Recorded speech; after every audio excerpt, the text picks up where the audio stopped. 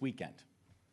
It also means that when they do this race, and by the way, by moving it, in addition to moving it time, we're also moving it to a Sunday as well, it means that more people will watch and witness the greatest show in the Mid-Atlantic and continue to see Maryland on the world stage, exactly where Maryland belongs.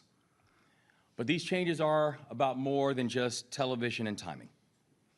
They also continue to demonstrate what happens and what Maryland can do when Maryland controls what happens next. The third, we are making key investments in the area and the neighborhoods as well, because we know what kind of societal and financial return that we are going to see with that investment.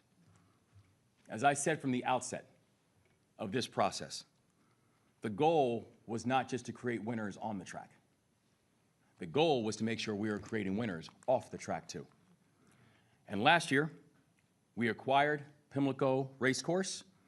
As we speak, we're investing to redevelop it into a best-in-class facility in all of American horse racing, and we're doing it while also making sure that we can and will invest in Park Heights. Yeah.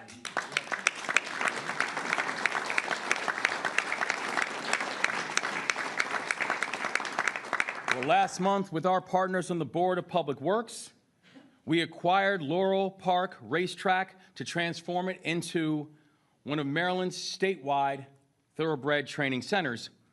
And just last week, we completed the acquisition of the intellectual property rights to the Preakness and Black Eye Susan. This guarantees that the Preakness will call Baltimore home for decades to come.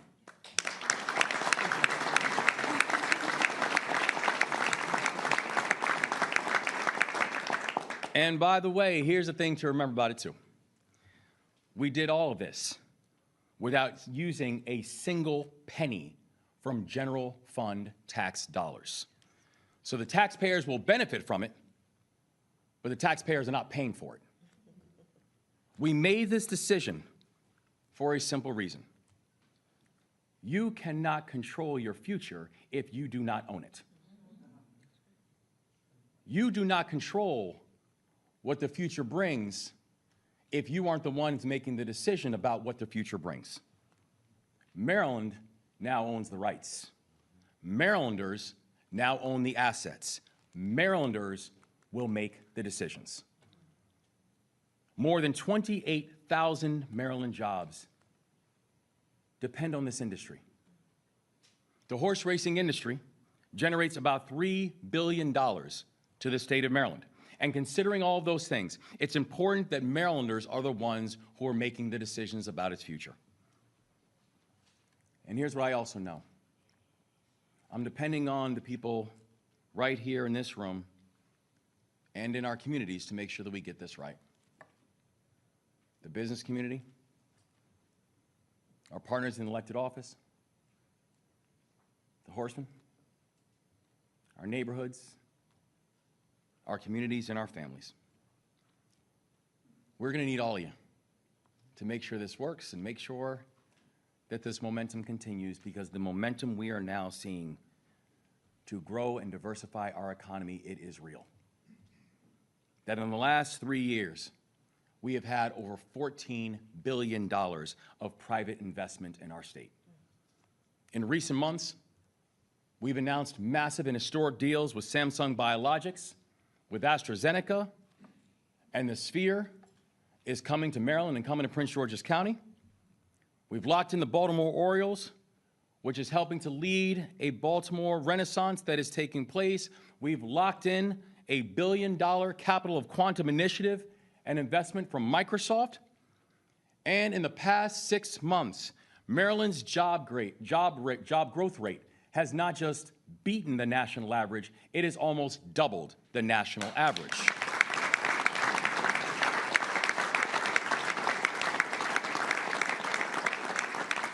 So we know we have more work to do, but we know we're not going to stop doing it until the job is done. Because I will always bet on Maryland. Today, this Preakness deal joins the list of things that will not just grow our economy, but continue to show that in Maryland, we control our own destiny. And we don't need others' help to do it. Preakness can and will remain the second jewel of the Triple Crown, and nothing will change that.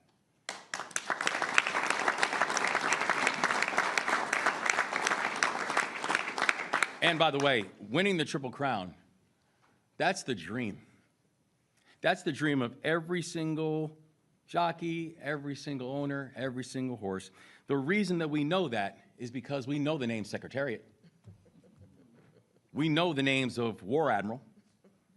We know their names because they won the most prized treasure in the entire industry, in the entire sport. So here's my message. If you want to win the Triple Crown, we'll see you in Baltimore.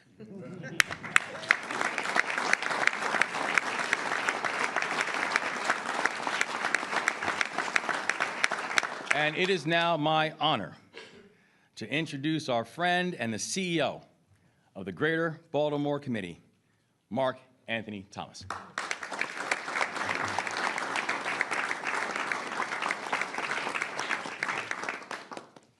Good afternoon. Afternoon. First, I want to thank Governor Westmore and our First Lady for their leadership and inviting the Maryland business community to be part of today's important announcement. We know that our state is home to major employers, research institutions, and some of the world's leading entrepreneurs and innovators. And we're all committed to a strong economy, and that includes as well culture. This is why we proudly stand with you today, Governor. To NBC Sports, your commitment to the Preakness is a powerful vote of confidence in one of America's sports traditions and in Maryland's future. I would like to acknowledge I have members from the GBC board here with me today, Janet Curry, Tim Regan, Calvin Butler, Mohan Suntha, who's our chair. The business community is serious about its support for this effort. Under Governor Moore's leadership, Maryland is making bold investments in industries and institutions that will shape our future, from life sciences to quantum to advanced manufacturing and artificial intelligence. But Maryland's economic future will not only be built by what is emerging. We must also protect, strengthen, and grow the assets that have long distinguished our state's economy. The Preakness is one of those great assets. The Preakness is a globally recognized brand. It is a major driver of tourism and our state's cultural economy. It is the centerpiece of our equine industry. And most importantly, y'all, the Preakness is ours. Strengthening the Preakness means we're investing in business, jobs, communities across Maryland. This is why that ownership mattered. It gives Maryland this ability to not just preserve Preakness, but now we can grow it. We can expand its cultural presence, we can strengthen its influence across America, and we can build it to be one of America's premier annual sports and entertainment destinations. Today's partnership with NBC demonstrates what ownership makes possible. It's going to expand our audience, it's going to strengthen this brand, and now it opens new opportunities for tourism, hospitality, partnership, and investment. Over the last few months, the GBC has been a leading voice in supporting the state taking ownership of the Preakness. We believe this was the right long-term investment for our state. It was the right decision this summer. Today reinforces that decision. GBC remains committed to mobilizing Maryland's business community, maximizing the economic value of the Preakness, and contributing to its long-term success. 10 years from now, we're going to look back at this moment, and this will be one of the smartest investments that Maryland has made in one of its most prominent assets. Congratulations to all of us for today. Thank you to NBC. I'm really excited about the leadership of the Jockey Club, and at this time, I'd like to introduce Bill Knopf, who's the Jockey Club CEO and president.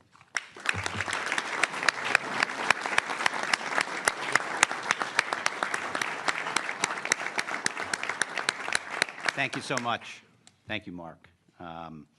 We have just started working with the GBC probably in the last few months, and it's been incredible. Mark brings, a wealth of information, and we're incredibly excited. So thank you for that intro. I want to start off by saying thank you to John Miller, Gary Quinn, Rick Cordella, and the entire NBC team. They were tremendous in this process, and it was a long process, and we are incredibly proud to call you our partners moving forward. I also wanted to say thank you to Doug Perlman and Sports Media Advisors. They represented us. I want to thank Jim Drescher, chairman of our board, T.K. Kugler, who led the committee for this search, and our entire Maryland Jockey Club board has just been incredibly supportive throughout this whole process.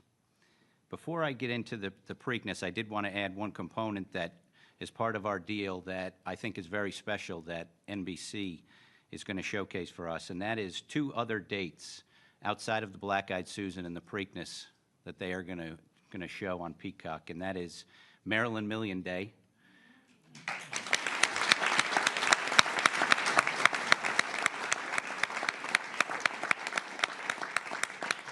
Which everyone knows is a tremendous event, great history, legacy to it, and it showcases Maryland sired and Maryland bred horses, and that's something to look forward to.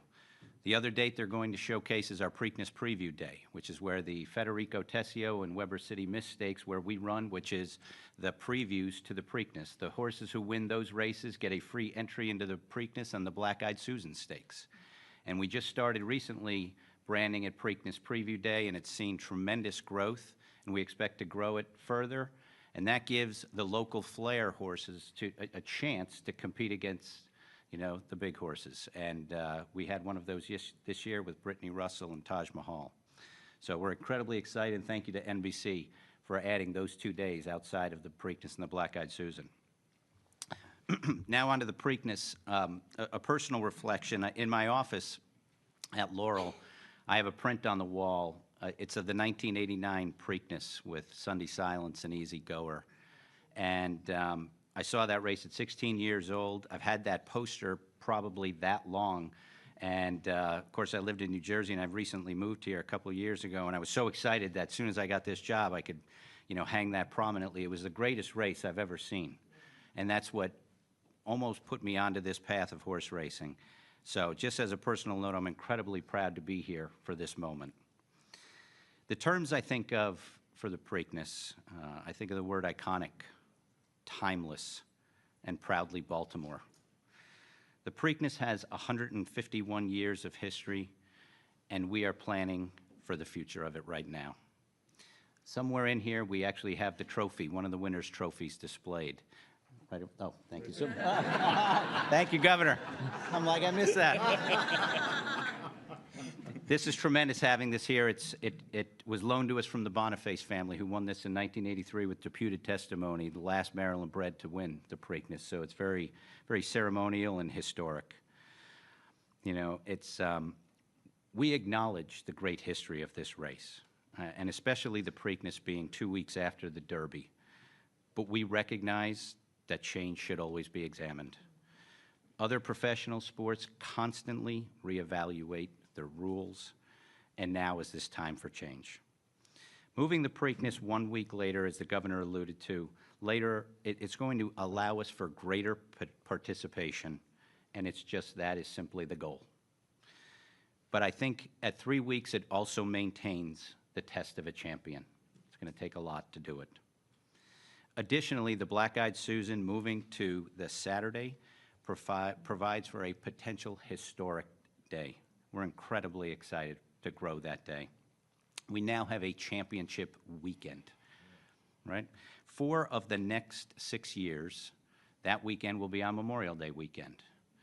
And from here on out, Baltimore will now be the focus of that weekend in the future. With renovations well underway at Pimlico, a training center, obviously the Preakness IP in our hands, Maryland's future is bright. I did want to touch on the series announcement that Naira and Churchill announced on Monday, and it was just obviously recently announced, and we look forward to more details coming out on that. The majority of that series races are actually in the summer and the fall, but we stand up here today, and the Preakness is focused on the Triple Crown. The Triple Crown has been going for 100 years, and it's going to be around for 100 more, and it will always run through Pimlico. So lastly, thank you to Governor Moore First Lady, for their unwavering support of this industry and the Jockey Club especially. So thank you so much.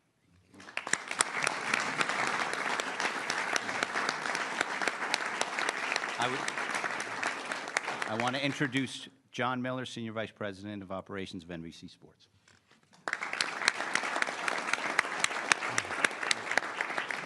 My name is John Miller. I run acquisitions and programming for NBC Sports, and I'm thrilled to be here, and I'll let you in on a little secret. I'm a son of Maryland. I was born and raised here. So this is, there was a little bit more than just trying to get a deal done. I wanted to make sure that the Preakness was going to live for a long, long time on NBC. I used to come to the Preakness when I was a kid in high school and college, and I remember what a fun day it was, and I haven't missed a Preakness in I don't know how many years. We've been broadcasting it since 2001, and I think I've been to every one. So we're excited to announce that we're extending our relationship for 6 more years. As the governor has mentioned, we're now going to move the Preakness a week later. We're actually going to move it 8 days later. So there will be 22 days following the Derby until the Preakness. That'll be on that Sunday of Memorial Day, and the Black-Eyed Susan will be on Saturday. What that does, it does a couple of things. It enables the horses to recover. It enables us to take a better advantage of the horses that are at the Derby to come here. It also gives NBC an extra week of promotion. NBC has a very strong lineup of programming during that time of the year. In addition to having the Kentucky Derby, we also have the NBA playoffs and the conference quarterfinals, semifinals, and every other year we have the conference finals. The same team that does the Kentucky Derby will come down here to produce the Preakness, which is an unbelievable group of production and on-air talent people. So we really feel that all these things added together give us an added advantage to make the second leg of the Triple Crown as big and as prominent as ever. And we are thrilled to celebrate the history of Baltimore and the state of Maryland. I really share your vision, First Lady Moore. I think it's going to be terrific to be here on Memorial Day weekend, and we are thrilled and cannot wait to get started. There will be 10 hours of coverage Preakness weekend between NBC, SN, Peacock, and NBC Sports, which is unprecedented for this property, and we are looking forward to it. And I thank all of you. Bill, you've been an unbelievable partner. I also want to recognize, standing over here, Gary Quinn, who's my colleague, who has been with me every step of the way on this, and we would not have been able to work through all the things that we have to work through inside and outside of our company without his help. So on behalf of everybody at NBC Sports, I want to thank you, and let's go racing.